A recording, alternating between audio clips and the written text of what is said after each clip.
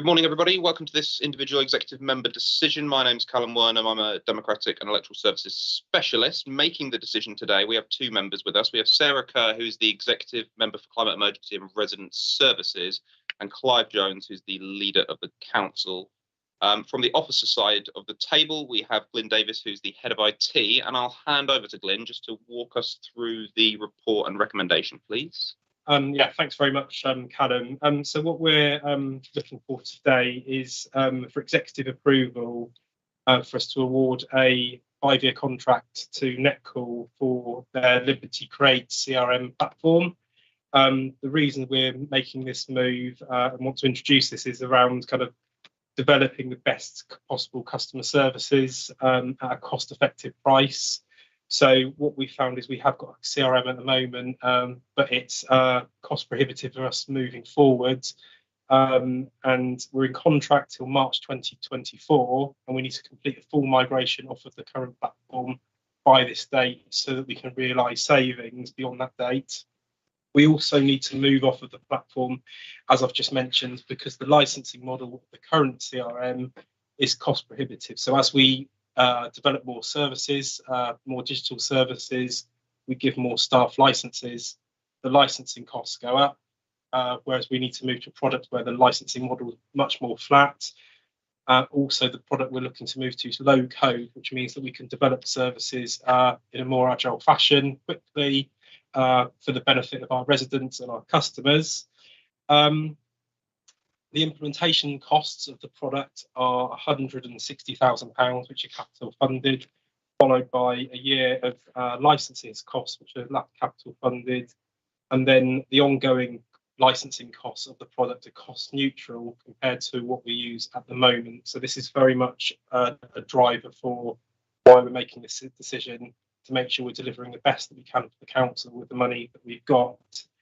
And the reason we need to make this decision today is that we need to be fully off of the current platform by March 2024 so that we can cease our current licensing with that provider. Happy to answer any questions. Thank you very much, Glyn. So just to be clear, by doing this, by making this investment at the moment, it will actually save us money going forward? Yeah, so this is very much around cost containment. So if we were to stay with the current platform, essentially, based on our predicted usage, we estimate that the licensing model that we've got now will mean that we'll incur about £200,000 extra in terms of licensing costs, which we can't do from a council point of view with where we are from a financial stance. Also, we want to develop more online services for our customers so that they can be digital by choice, so that they can do things online if that fits with their kind of like their lifestyle, essentially. Also, it will save us money. So we've got a lot of legacy applications around the council, and we would like to rationalise those into a CRM. So that means beyond April 2024, we'll start to save money on other applications which are of a legacy nature, which will move into the CRM. So it's very much in the nature of saving money and making savings, essentially. I guess also improving experience. Definitely, yeah. And I'm guessing as well, by having more customers using digital services where they choose to, it obviously was going to save money, reducing training demand, I guess. Yeah, definitely. Okay. So this is obviously, a win-win from a financial perspective. Okay, and what I didn't understand is why is the first year of the license capitalised and the rest revenue? So that's essentially from a council, from a project point of view, that's the way that our projects are funded. So the SIP financial rules the council follow allow us to capitalise the licence costs for the first year only, followed by and the implementation cost. But everything subsequent to that is revenue funded. But what I will do is I'll get a statement from finance which confirms that, because obviously I'm not a finance specialist. Yeah, okay. No, that's fine. Thank you. Obviously, one of the challenges with introducing new technology for staff to use is people aren't too keen on change, and it's going to be a new system. But I was wondering, I know that on the report it mentions 3 specific people from a consultation perspective, but what kind of consultation has been done much wider around the organisation? So this isn't a decision that's been made in a siloed nature, essentially. So as part of the consultation, we talked with internal stakeholders. So we've got a customer excellence group who are essentially the SMEs of the current CRM. SME as in subject matter experts. So those aren't the technical people, even though there are technical people in that meeting. It's, you know, people from customer services, people from waste, people from highways. So they've had they're aware of this kind of move. They've also been invited to demonstrations of the products that we're looking at. Also, we did get an independent expert to basically look at the CRM marketplace. So they looked at our current product, and then they looked at other products around and what other councils are using, and looked at our requirements, and Netcall was found to be the best fit for us in terms of a solution. We've consulted. It's not something that we've done in isolation and in a siloed basis. I didn't think it would be. No. Just wanted to understand. You did mention about other local authorities using Netcall. Sort of how widely used is it in the sector, and what other industries are using Netcall? So it's not just a local government solution. So it is used by 22 other local councils. So as part of the talking about the product, we've talked to other councils. So we talked to Croydon, we talked to Cumbria, Bracknell, also Newcastle Council use it, and South Hams use it, along with the other 22. In terms of other industries, so it's used by a high street building society bank. It's used by a retail organisation, which is a large multinational, and it's also used by one of the main TV companies as their CRM. So it's not just for local government. This is a robust solution that's used out in the kind of the big wide world, essentially. No, that's good. That's good to hear. And I understand we're making a direct procurement. Why has this procurement route been chosen? So, as I said, we've done an independent review, essentially, that looked at the market. So we haven't just gone and picked Netcall without looking at other options.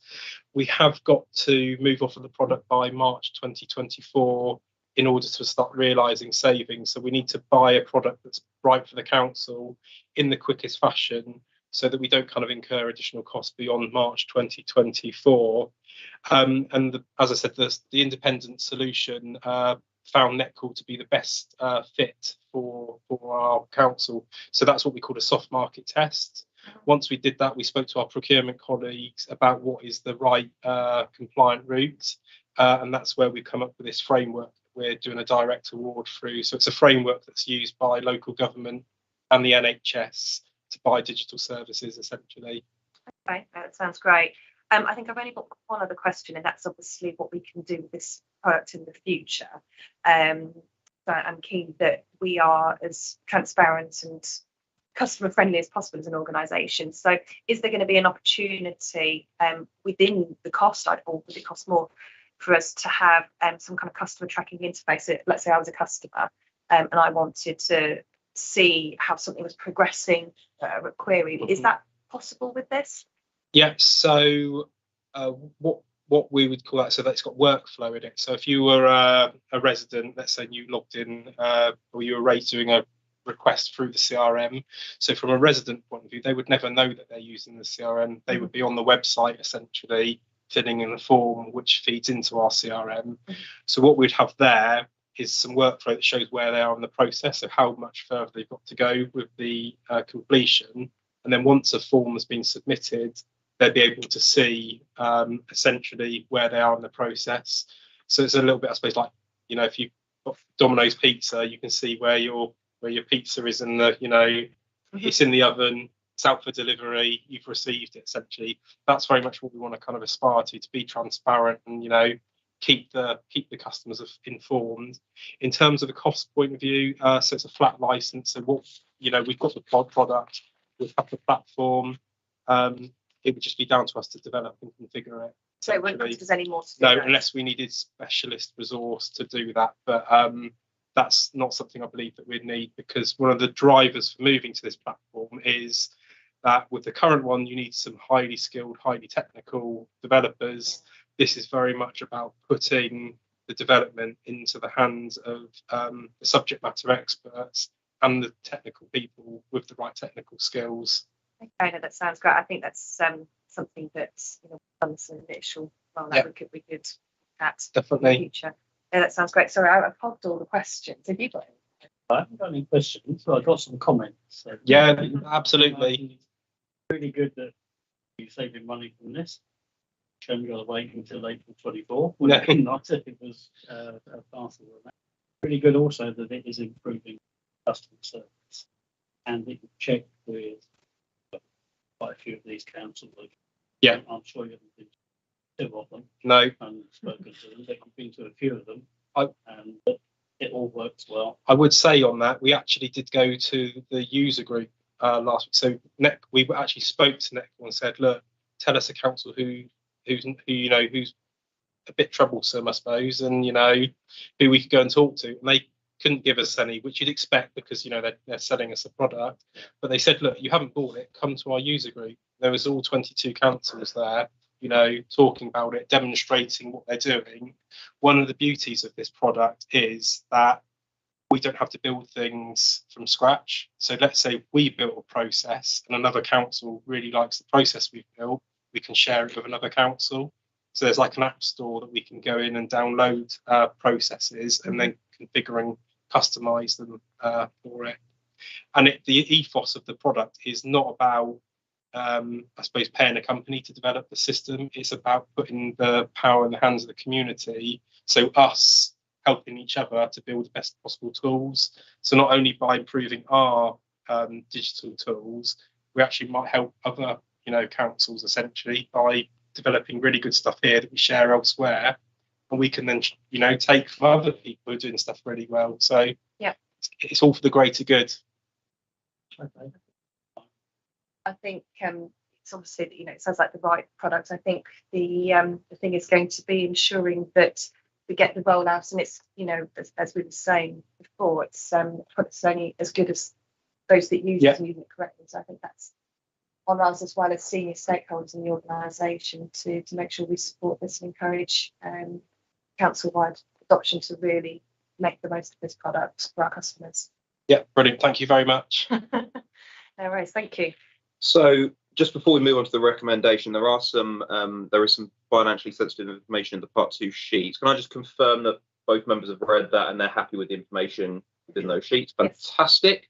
So the Constitution sets out the reason we have two executive members here for a business procurement case. There has to be two executive members here, and Clive is substituting for Imogen, who's our executive member for finance. So I'm just going to read the recommendation out, which is set out on agenda page 5, and it is that the executive member for climate emergency and resident services and the leader of the council agree the procurement business case set out within the Part 2 documentation to direct award a 5-year contract to Netcall for the Liberty Create CRM via Lot 1 Digital of the Patient Citizen Communication and Engagement Solutions NHS SBS framework. Can I just confirm that both of you are happy with that rather long recommendation? Yes. Fantastic. So if I just get you both to sign this decision sheet. So if I give that to Clive, you're the top box, Sarah, you'll be the second. Yeah.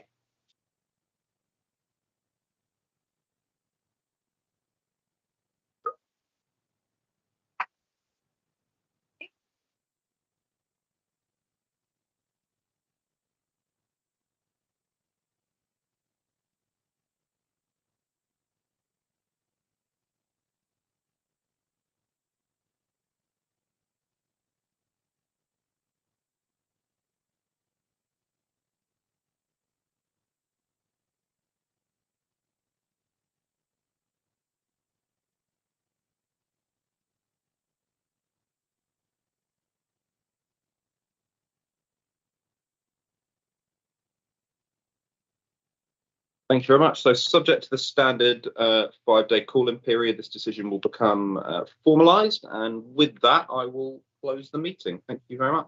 Thank you.